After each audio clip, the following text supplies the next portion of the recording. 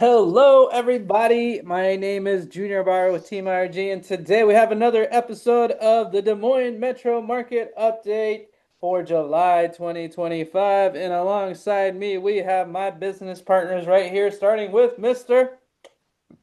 Ryan Coit. I'm the director of operations for Team RG, and Anthony Simon. I am one of the real estate professionals on the team with Team IRG. All right, so we are going to kind of just jump right in this. Same kind of caveats applied that they always do. We're looking at a 14 and a half mile radius of the Des Moines metro. So what most people would consider the whole metro. We're looking at single family houses. Median sale price. All right, so jumping right in. Uh, Came down a little bit from May, ending June, like a few thousand under for median sale price. But we are still up from last year, about 3%. We've been hovering right around that 3% mark. So kind of just in that steady growth phase, but we're just kind of seeing things cool off maybe a month earlier than we have in the past. Yeah. Yeah, it's still up. And that's again, real estate's hyper local. That's not the case in other parts of the country. Yet here in Des Moines, we tend to have a little bit more steady, no matter what's happening in the economic market throughout the United States, right? So that 3 to 5% year over year is it's pretty standard. And across the U.S. economy over the last 100 years, they use the 4% like trend line for real estate appreciation typically. So we're right in line with kind of those numbers. Yeah, and days on market saw a little bit of an uptick, so that's not unexpected if we're seeing prices come down just ever so slightly. We're seeing likely because we're seeing things sit a whole 2 days longer than they were in May. And days on market for this stat is only resale homes. New construction's kind of all over the place. So this is just resale single family houses in Des Moines. Still less than 2 weeks, which is crazy fast historically. Way better than what it was a couple of years ago. But yeah, kind of sitting right around 2 weeks across all price points right now. Yeah, and this takes into account, Anthony, correct, essentially all price points in the metro area, right? Yeah, so this is those $50,000 houses that are barely standing to $1 million houses. So that's why we're again looking at median days on market. So it's not going to average those out. It's just going to take what the bulk of the market's doing.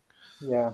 A good slide, I think maybe for the next one might be like if there is a way to show segmented, and like 50 or $100,000 price brackets for days on market, because I'd be curious to know. Because I know and you tell me as a real estate actively agent selling houses, but I looking, as a team leader looking at like the real estate team, there's some segments that are still sellers markets.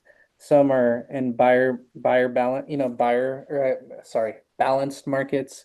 And then, when I'm looking at like 700,000 and above, they're in like a buyer's market with over 7 months worth of inventory in some cases. So yeah, I think that would be a fun slide to share with our community if that's possible. Yeah, absolutely. And yeah, we there are definitely some segmentations within the market now and maybe the last couple of years where historically things tended to in general trend mostly together. But right now the $200,000 price point is still like if we looked at that, that's not going to be 12 days on market, and vice versa. If we look at $700,000-800,000 houses, also likely not 12 days on market, but usually a little bit higher. Mm. So yeah, it is again everything's hyper local. It's hyper dependent on what you're looking at. You know, we can definitely show you that price, median days on market per price point. But if you want more information about your specific property, just give us a call. That's what we can help look at. Definitely. All right, number of houses sold. So we didn't quite reach the peak that we did in 2023, but we're still trending up for June. And most importantly, if we look at those year-to-date totals on the left, we are still up from 2024 and 2023. We're up just about five or just over 5% from last year for total units for the year. So we are still seeing more business happen than we have the last 2 years. Yeah, that's good to see. I mean, for a while there, we were flat, right? Like, if you look at essentially the green line, which represents this year, and the light blue line, we were literally right on top of it until right about, March, April timeframe, it starts to go above. So to see a little bit, 5% more units sold, that's a good thing. And to see that growth, looks like, 2020, 2021. I mean, those are some really high peak numbers there for number of units sold. Will we ever get back to that? I don't know. Yet it looks like we are trending in the right direction. Yeah, someday as the metro continues to grow. But Yep. yeah, those were definitely crazy active years. So looking at number of like units sold per price point. So this is looking at units sold per price point for the month of June, looking at the full month of June. So we are 82% of the metro is $500,000 and less. We've slowly seen this kind of trend up from 400 to 450 as we've been doing these videos the last 2 years. Um, but we're still, compared to other metros around the area, other major metro markets, Omaha, Kansas City, Chicago, Minneapolis, $500,000 goes a lot longer, a Yeah. lot further But here wait, than it does than yeah, in we're some still other affordable. markets. We're still affordable here. Yeah. Yeah. What's kind of crazy to me, and this is Ryan and I can talk about this because when we entered the real estate market, 12 years ago, not only as real estate investors, but also becoming real estate entrepreneurs, man, like we would buy tons of houses below 100,000, right? Right. Oh yeah. Oh yeah. Yep. We were, helping other investors and other clients buy houses under 100,000. You and I were buying houses under 100,000. So to only see like 8 houses in That this, was our buy box was under 100. Now there isn't. There's yeah, nothing out like I'm there, like, we wouldn't look at anything above 100,000 like 12 years ago, for our buy box for investment properties, and to only literally see 8, like that's mind blowing to me. Like, what? So, but the markets, I mean, like that's what real estate does, and that's why, a lot of our real estate mentors and advisors, and now us being that for others is I always like to say, don't wait to buy real estate and wait. And long term, it's just gradual. You hold it long enough, prices are continue to go up, and rents continue to go up. Rule of thumb there, every 20 years, everything in regards to food, water, and shelter doubles in price, right? So how many more 20-year cycles do you have to live? And could you be one of those not only investing in your own home to force wealth to happen, but could you also start investing in some other homes where you could provide housing for other people as well, and at the same time build your own wealth? So if any of you want to, we love teaching people, even if you're brand new real estate investor, or a first time home buyer or second time home buyer or buying $1 million house, we do it all. Yet I'm super passionate about helping others also build wealth through real estate. It's simple, not easy. Yet if you want it, there's a path and we can help you through it. So again, reach out to Anthony, myself, or Ryan if you want to go down that path for sure. Heck yeah. All right. New listings hitting the market. So seeing it fall off a little bit, which again is following the typical trend for kind of April, May is when we peak for new listings hitting the market. And it just kind of slowly eases back as we kind of get into, midsummer coming, approaching the school year start, and then all the fun holidays that are, you know, weighted on the back half of the year. Um, so Yeah. new listings following trend lines. I mean, and it's followed 2024 because it went dipped in like May to June. Um, but all the other trend lines kind of ticked up still. Do you guys have any professional guesses as to? No. Yeah, I mean, I don't think June had anything crazy going on, did it? Like we didn't have any crazy weather really. Yeah. Yeah, yeah, your guess is as good as mine. And obviously it trends with last year's trend line, and maybe that's the new trend line. It'll be interesting to see. Interest rates have been still kind of stable around that 6.5, 7% for residential housing.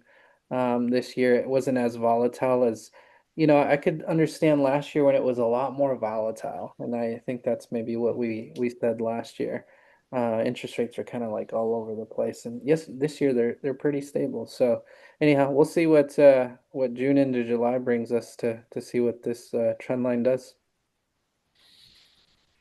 And active listings. So total active listings on the market, we're still slowly trending up, even with a little bit of a dip down from May with new listings, and we're slowly recovering that inventory to kind of be what it was pre-pandemic level, um, which is great. We don't like to see rapid changes on this. Rapid changes mean things are going crazy and prices swing wildly, and slow and steady in real estate's where it's at. And we're seeing slow, steady growth here, which is fantastic. Yeah, this is good. This is one of the factors as to why more units sold are up as well, right? There's more inventory. Simple concept, right? If you have zero inventory or low inventory, less units get sold, right? And so you never want to see, inventory or supply, right? Supply and demand concepts. So this is good for us to see it continuing to trend up, so that buyers have options in regards to what they're looking to buy, and also the ability for there to be just opportunities, whether you're looking to buy, move up, move sideways, lateral, horizontal, or invest in real estate. Yeah, I mean, really, and that's kind of all we've got for this month. Moral of the story is things are just kind of going where we like to see them. It's a pretty, everything's kind of trending in the right way. Things have been steady, continue to be steady, which is fantastic. Um, yeah, and like I said, this is very broad information for the metro as a whole. If you want more specifics for your, for your area, your specific property, we can definitely dive into that as well. Just reach out. Number on the screen there, 515-497-8133. Yeah, definitely. And I'll also mention how we have access to a tool that we pay for quite a bit of money for, I think over $2,000 a month, where it gives us the ability to send every single person a free home evaluation report. And it's just an additional tool that we like to provide as value for anyone, whether you did a deal with us or not. And we don't expect anything in return. We just want to make sure that you know exactly what one of the biggest investments in your life is worth. And it takes into account what's happening literally around your neighborhood based on either values going up or going down, honestly, right? And so if you want access to a report like that, reach out to that phone number, or reach out to look up Anthony directly on Facebook or social media, and DM him or any one of us, and we'll gladly give that to you. And we can do it as once a year, once a quarter, once a month, once a week, once a day, whatever your cadence is that you prefer. And so yeah, so just want to put that out there, and feel free to just click, either call that number, reach out to us, or even click on our website and make that submission online, and we'll be glad to provide that to you. So again, thank you. We'll catch you on the next one. Let's get it. Ominous. Let's go.